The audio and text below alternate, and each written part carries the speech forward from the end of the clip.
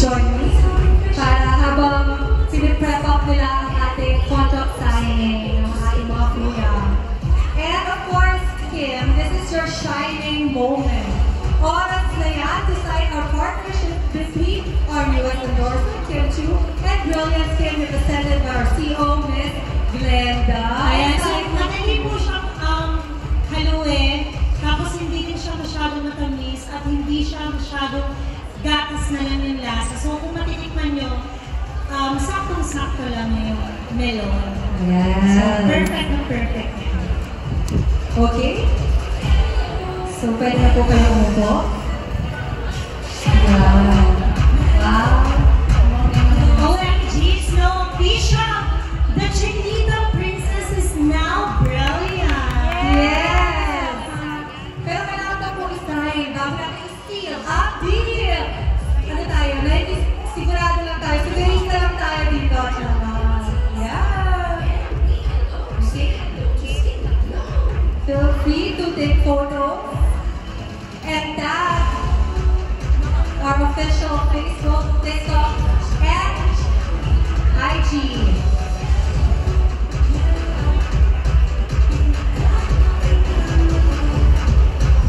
Okay, smile to the camera for all. Ganda.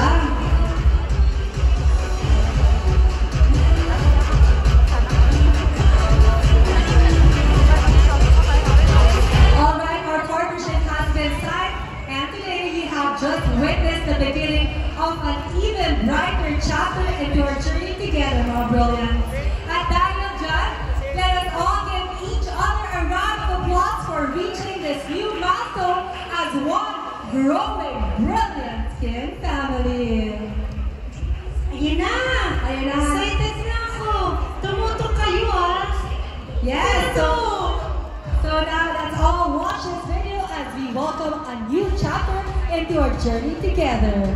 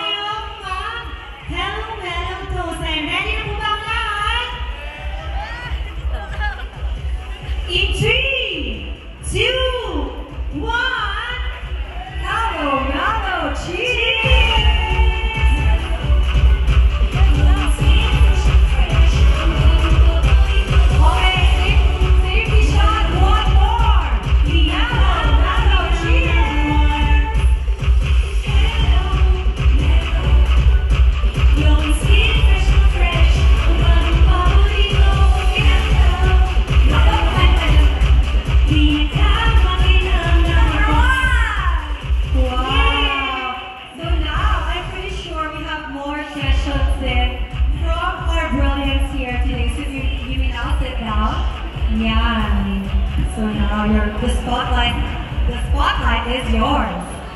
Okay, we have questions from our guests from the media. Alright, we are now opening the floor for any brilliant questions that you may have. Alright, so, kanino magagaling ang first question?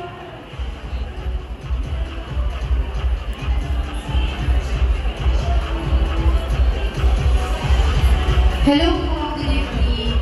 Miss Kim Chu and Miss Brenda here po. Our first question po will come from Miss Janice Navidao of Bulgar.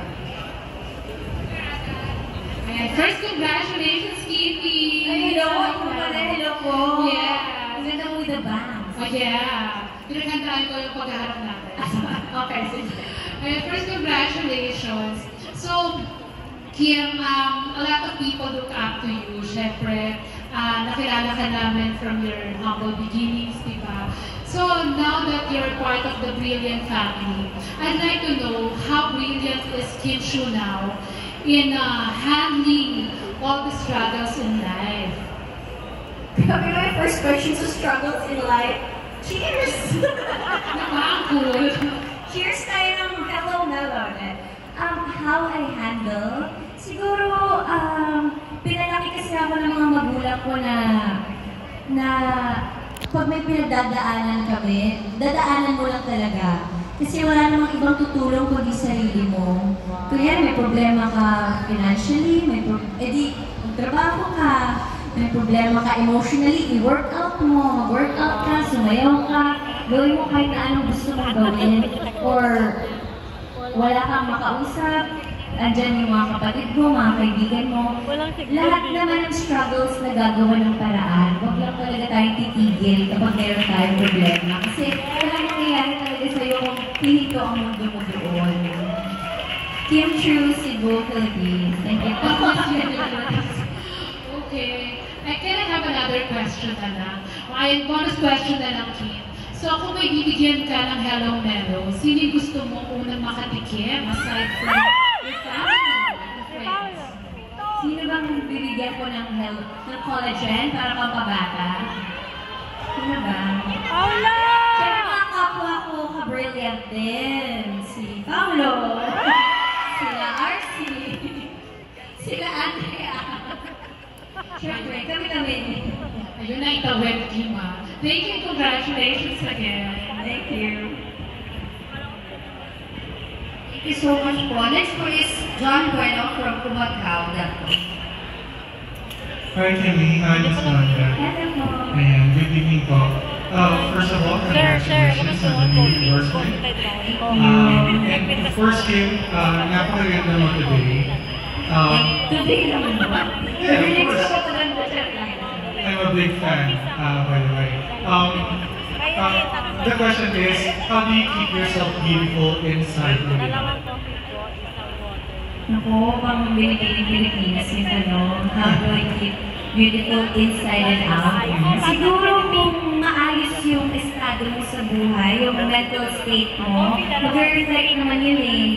Kasi kapag masaya ka sa buhay mo, ibig sabihin, nag-reflect din yun sa mukha mo na maaliwalas, mukhang masaya ka, mukha kang maganda. Kasi hindi mo pinaproblema yung problema, hindi naman kailangan problemahin. So, just live in the moment, magbuhay ka lang. Kasi ayusin na ng buhay after COVID, parang ang bilis mo na ng buhay ng bawat tao. So, gawin mo na kung ano magpapasaya sa'yo and kung ano yung magpapaganda sa'yo. Gawin mo na. Thank you, Kim. By the way, how do you take care of your mental health? Mental health, sa workout. Sobrang laking tulong po talaga ng workout. Pag-gising ko na, gumising ako ng 6 a.m. So, nag-workout ako ng mga 7, 7:30. So, doon pa lang parang naki-clear out na yung mind ko. So, ang dami ko ng energy. So, pagdating ko ng showtime, yun na po yun.